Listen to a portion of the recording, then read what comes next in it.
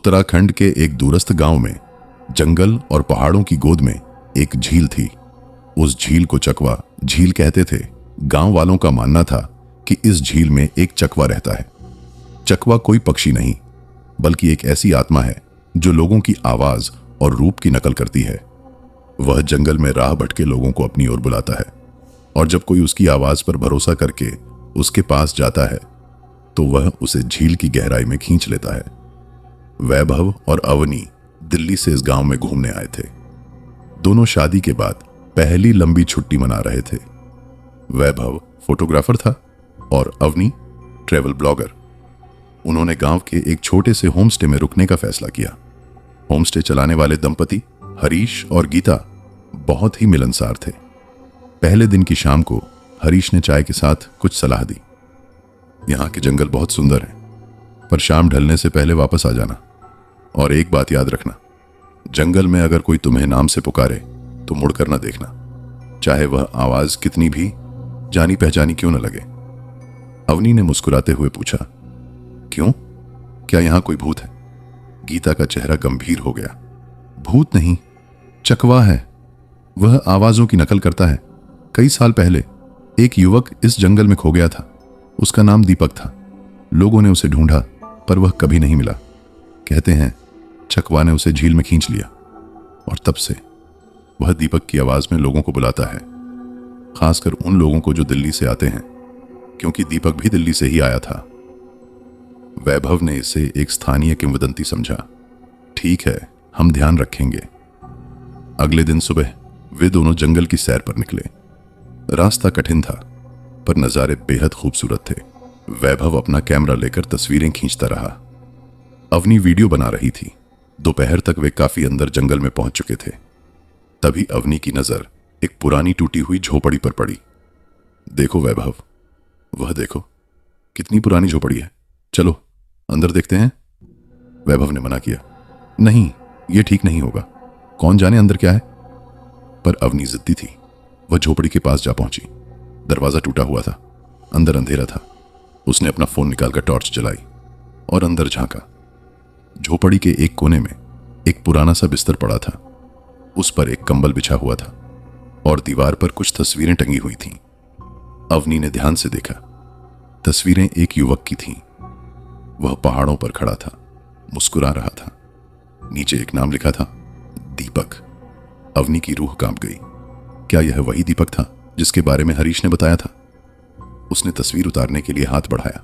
तभी झोपड़ी के बाहर से एक आवाज आई, अवनी, वैभव, कहां हो तुम? आवाज वैभव की थी, पर उसमें एक अजीब सी घबराहट थी। अवनी बाहर आई। वैभव वहां नहीं था। वह तो कुछ दूर पेड़ों की तस्वीरें ले रहा था। वैभव, तुमने मुझे बुलाया? अवनी ने पुकारा। वैभव ने पलटकर देखा। नहीं, मैंने तो कुछ नहीं कहा। तुमने मुझे बुलाया क्या? अवनी ने सिर हिलाया। मैंने तो तुम्हारी आवाज सुनी। वह कह रहा था, अवनी, वैभव, कहां हो तुम? वैभव का चेहरा गंभीर हो गया। चलो यहां से अभी। वे तेजी से वापस होमस्टे की ओर चल पड़े। रास्ते में अवनी ने झोपड़ी और तस्वीरों के बारे में बताया। वैभव ने कहा, हरीश की बात याद है। चकवा आवाज की नकल करता है। शायद वह हमारी आवाज सुनकर नकल करने लगा है। शाम को होमस्टे लौटकर उन्होंने हरीश को यह बात बताई। हरीश ने गहरी सांस ली।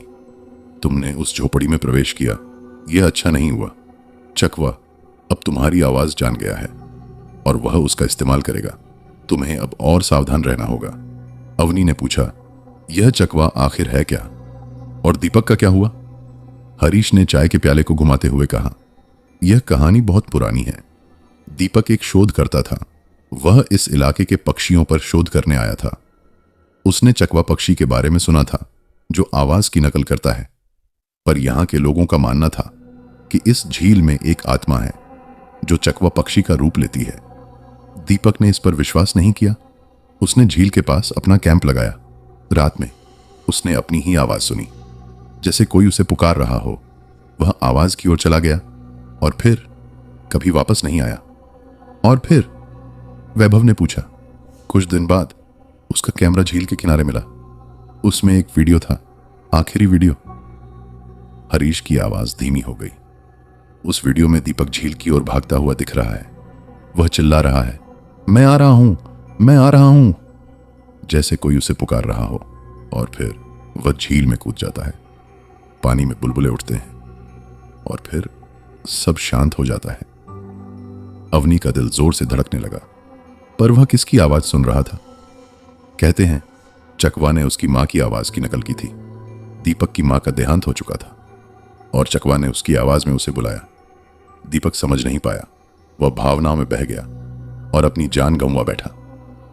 रात को वैभव और अवनी अपने कमरे में थे। बाहर हवा चल रही थी और पेड़ों की सरसराहट में कभी कभी कोई आवाज सुनाई देती थी। ऐसा लगता था जैसे कोई फुसफुसा रहा हो। अवनी ने कहा, वैभव, मुझे डर लग रहा है। वैभव ने उसे दिलासा दिया, कुछ नहीं होगा, हम कल ही यहां से चले जाएंगे। पर रात आधे से ज्यादा बीत चुकी थी जब अवनी की नींद टूटी। उसे लगा जैसे कोई उसका नाम पुकार रहा है। आवाज बहुत धीमी थी पर साफ थी। अवनी, मेरी बेटी, मैं यहां हूं। अवनी की आंखें खुल गईं। वह आवाज उसकी मां की थी, पर उसकी मां तो दिल्ली में थी। उनका फोन भी नहीं आया था। वह बैठ गई और ध्यान से सुनने लगी। आवाज फिर आई, अवनी, बाहर आओ, मुझसे मिलो, मैं तुम्हें दिखाना चाहती हूं एक खूबसूरत जगह। अवनी का दिल तेजी से धड़कने लगा। वह जानती थी कि यह चकवा है, पर आवाज इतनी असली थी, इतनी प्यार भरी, जैसे सच में उसकी मां उसे बुला रही हो। उसने वैभव को जगाया। सुनो, क्या तुम्हें कोई आवाज सुनाई दे रही है? वैभव ने कान लगाकर सुना। कुछ नहीं था। नहीं, मुझे तो कुछ नहीं सुनाई दे रहा। तुम ठीक तो हो? अवनी ने हां में सिर हिलाया, पर वह जानती थी कि वह आवाज सच थी और चकवा अब उसके लिए आया था। वह उसकी कमजोरी जान गया था, उसकी मां की याद, उसकी मां का प्यार। वह पूरी रात सो नहीं पाई। उसके कान उस आवाज को सुनते रहे, कभी मधुर, कभी दर्द भरी, हमेशा की तरह बुलाती हुई। सुबह होते ही उन्होंने हरीश से कहा कि वे आज ही वापस जाएंगे। हरीश ने कोई आपत्ति नहीं की। उसने कहा, समझदारी की बात है, पर याद रखना, चकवा तुम्हारी आवाज जान गया है। वह तुम्हें यहां से दूर भी बुला सकता है। तुम्हें सावधान रहना होगा। वे सामान पैक करने लगे, पर तभी वैभव का फोन बजा। उसके ऑफिस से था। एक जरूरी प्रोजेक्ट आ गया था। उन्हें 2 दिन और रुकना पड़ता। अवनी ने मना किया, नहीं, हम अभी जाएंगे, मैं यहां नहीं रुक सकती।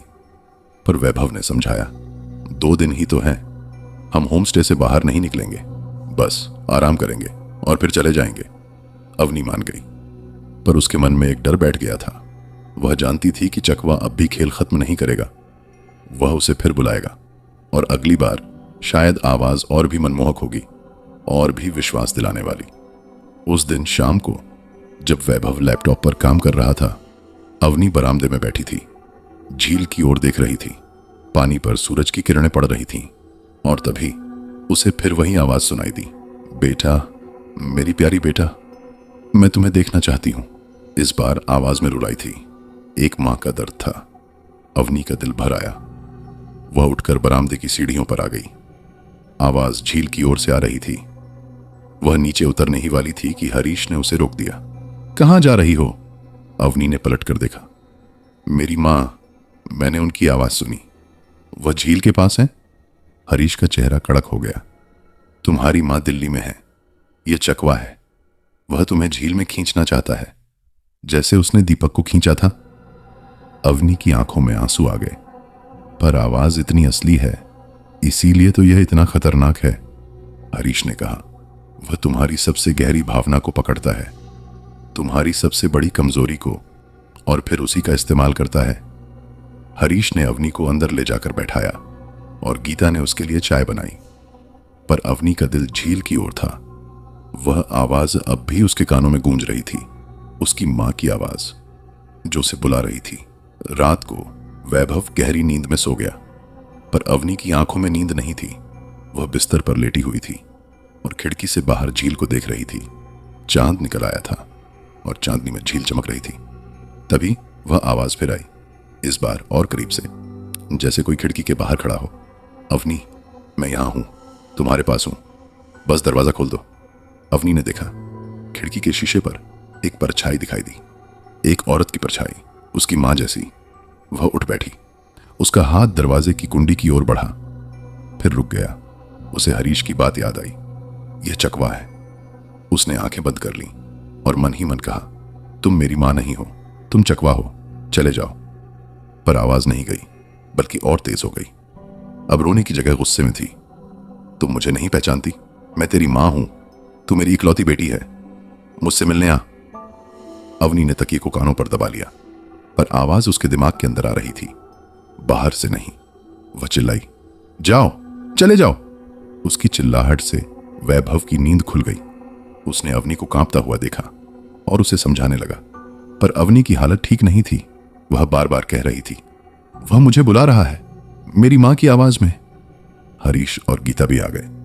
हरीश ने एक मोमबत्ती जलाई और कुछ मंत्र पढ़े। धीरे धीरे अवनी शांत हुई, पर उसकी आंखों में डर था, एक गहरा भेदने वाला डर। हरीश ने वैभव से कहा, तुम्हें कल सुबह ही यहां से चले जाना चाहिए।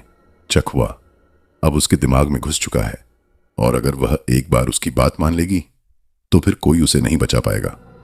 वैभव ने हां में सिर हिलाया, पर उसके मन में एक सवाल था, चकवा क्यों आता है? सिर्फ लोगों को मारने के लिए, या फिर उसकी कोई और वजह है? दीपक की आत्मा क्या सचमुच इस झील में फंसी है? और क्या चकवा वही है? उसे लगा कि इस रहस्य की तह तक जाना जरूरी है, नहीं तो अवनी कभी भी इस डर से आजाद नहीं हो पाएगी। और शायद चकवा उनका पीछा करता रहेगा, दिल्ली तक, उनके घर तक। पर रहस्य की तह तक जाने का मतलब था झील के पास जाना, चकवा के घर में जाना, और यह बहुत खतरनाक था।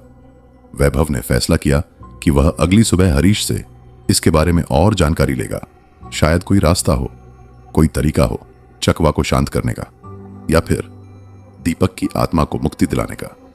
क्योंकि अब यह सिर्फ एक डरावनी कहानी नहीं रह गई थी, यह उनकी जिंदगी से जुड़ गई थी। और अगर इसे खत्म नहीं किया गया तो यह उनकी जिंदगी ही खत्म कर देगी। पर वैभव नहीं जानता था कि चकवा सिर्फ आवाज की नकल ही नहीं करता, वह इंसान की सबसे गहरी इच्छाओं को भी जानता है।